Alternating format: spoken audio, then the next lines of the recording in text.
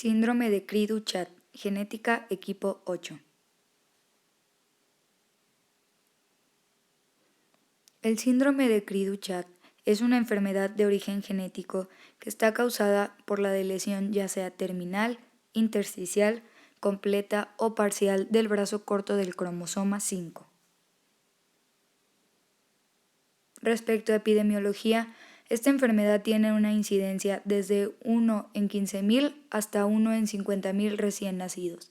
Se presenta mayormente en mujeres que en hombres y la incidencia y la prevalencia a nivel mundial, así como los factores relacionados, permanecen desconocidos.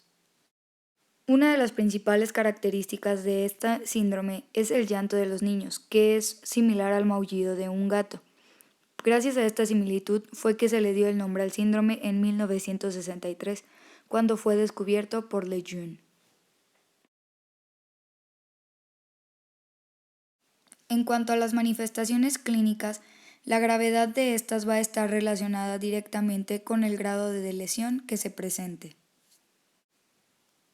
Al nacimiento, lo que vamos a encontrar es bajo peso, microcefalia, cara redonda, el puente nasal es largo, existe el hipertelorismo, los pliegues epicánticos están presentes, las comisuras labiales son caídas, hay implantación auricular baja, presentan micrognatia, la epiglotis es hipotónica y pequeña y la laringe también es pequeña y angosta y está en forma de diamante.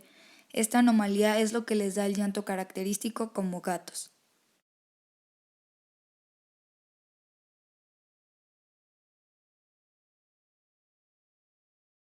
Al nacimiento pueden presentar asfixia, crisis cianóticas, vamos a encontrar el tono muscular disminuido, tienen problemas de deglución, alteraciones cardíacas, renales y neurológicas, además de pliegues preauriculares, sindactilia, y hay presencia de malformaciones del piso del cráneo y en caso de los hombres, hipospadias y criptorquidia.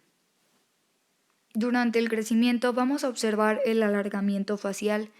El surco nasolabial es corto, el labio inferior es grueso, hay horizontalización de las fisuras palpebrales, también presentan estrabismo divergente, retraso en el crecimiento, dificultad para la alimentación, presentan reflujo gastroesofágico, son delgados y tienen despigmentación temprana del cabello, así como miopía, cataratas y escoliosis. Otra de las manifestaciones clínicas que podemos encontrar es la maloclusión dental.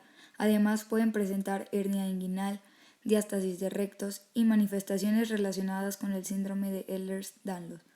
Además, la hipotonía muscular que presentaban al nacimiento evoluciona a hipertonía. Las manos y los pies son pequeños por el acortamiento que existe de los metatarsos y los metacarpos.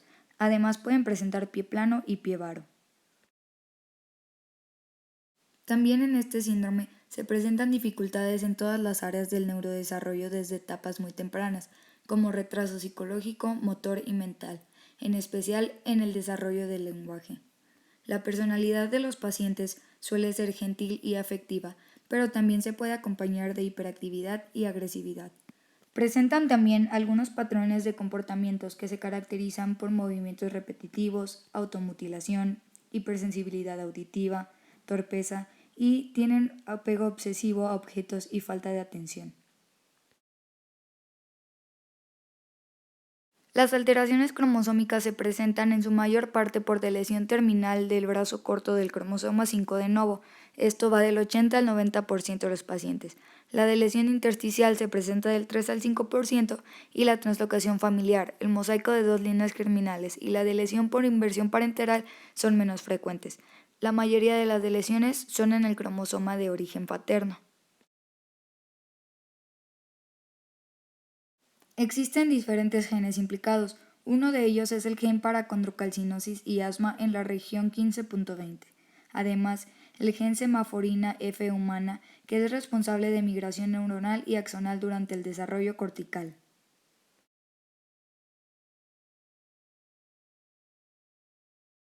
Otro de los genes implicados es el gen de delta-catenina humana, en la región 15.2. Este está involucrado en la motilidad celular durante el desarrollo neuronal y se correlaciona con retraso mental en pacientes con lesión terminal. Otro gen es el gen de la transcriptasa reversa de la telomerasa, en la región 15.3. Es un componente limitante de la telomerasa cuya función es el mantenimiento de la longitud de los telómeros y contribuye al fenotipo heterogéneo.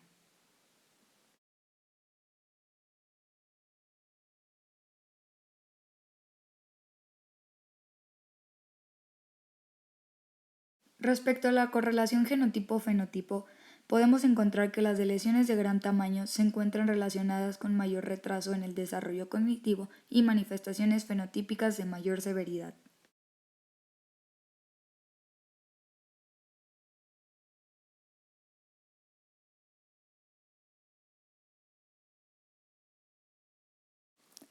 Muchos de los hallazgos clínicos parecen ser debidos a haploinsuficiencia respecto a uno o varios genes contenidos en la banda 5p15.2 y aparentemente las lesiones en 5p13 se correlacionan con el mayor grado de severidad.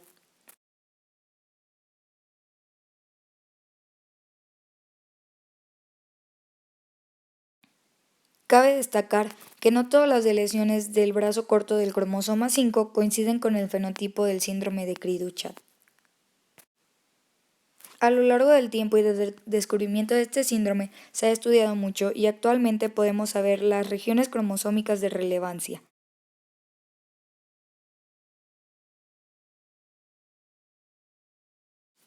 Por ejemplo, el llanto y el maullido de gato y el retraso del habla se ubican en la región 15.3 del brazo corto del cromosoma 5.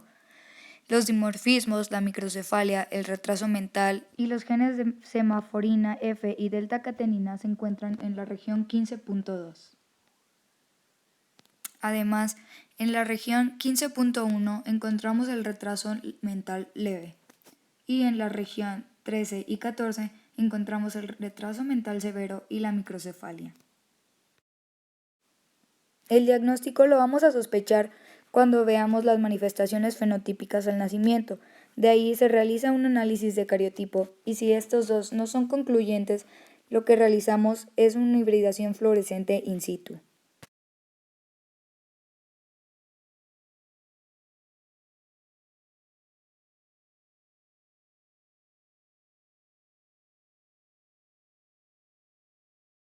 El diagnóstico prenatal se puede realizar en familias con casos previos de síndrome de Cri-du-Chat.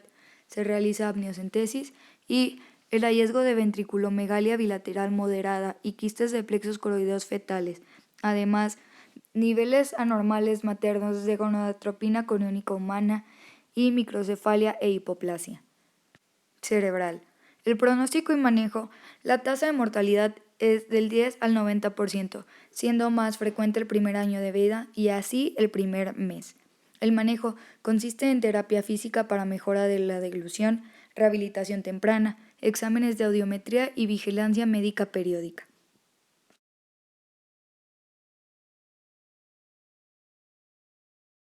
En el análisis del cariotipo lo que vamos a encontrar es una lesión, ya sea terminal, intersticial, completa o parcial del brazo corto del cromosoma 5. Nuestro rol como médicos no es solamente realizar un diagnóstico, sino también realizar el seguimiento con la familia. Tanto el diagnóstico prenatal como postnatal es necesario hablar con los familiares, en especial los padres o tutores del paciente, para establecer aspectos importantes. Por ejemplo, determinar si la lesión es de novo o de origen familiar y establecer el riesgo de que otros miembros de la familia, como los hijos, puedan presentarlos y se hagan conscientes durante la planificación familiar. Además, es necesario informar a los familiares sobre los riesgos de malformaciones congénitas y los retrasos en el desarrollo que el paciente pueda presentar. Y a pesar de que la mortalidad es relativamente baja después, hay que informar a los familiares sobre el riesgo de muerte elevado en el primer mes de vida del recién nacido con este síndrome. Hay que informar sobre los cuidados y las terapias como rehabilitación motora, psicológica y lenguaje que el paciente requiere, y el seguimiento por parte de los genetistas, y establecer el grado de discapacidad y de atención que requiere y la expectativa de vida que puede llegar a tener el paciente, que en general oscila entre los 50 años.